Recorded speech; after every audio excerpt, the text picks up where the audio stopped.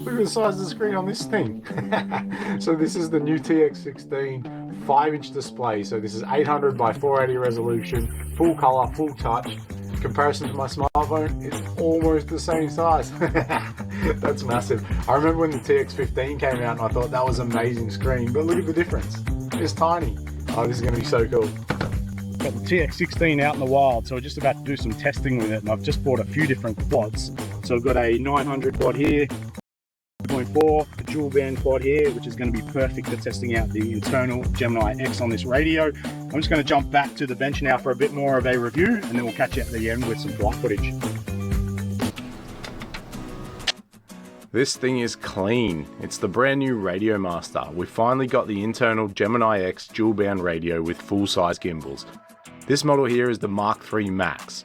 There's several cool colours in the range as well as a transparent charcoal, but this blue here is something else. It's got the CNC'd aluminium AGO2 gimbals, which are fully adjustable without taking the case apart, by the way.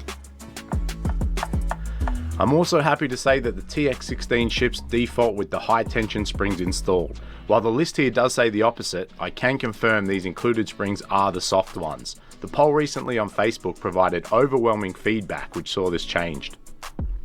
As with the other Max Edition radios, the buttons, knobs and scroll wheel are all anodized and CNC'd from aluminium.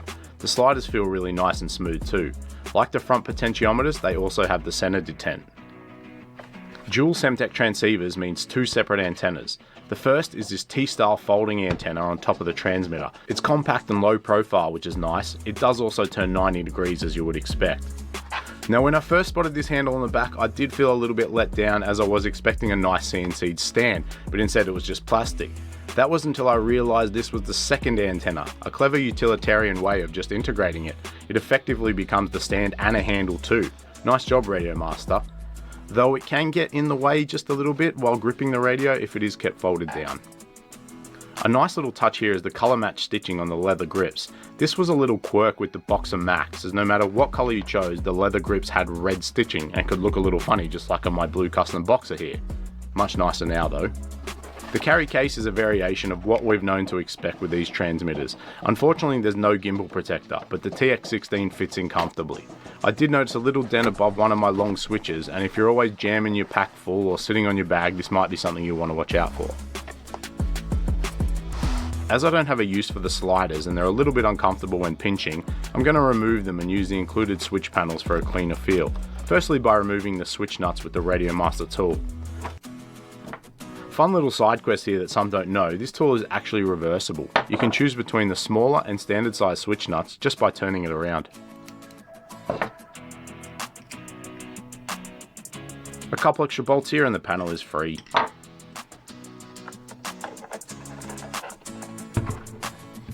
Two more screws here just to remove the slider and switches.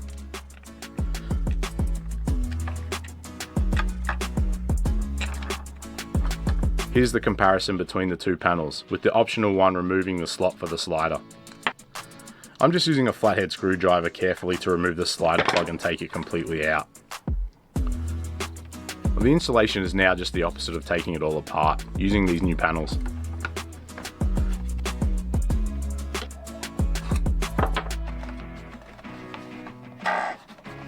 Adding silicone switch covers improves that tactile feeling. It looks way better too.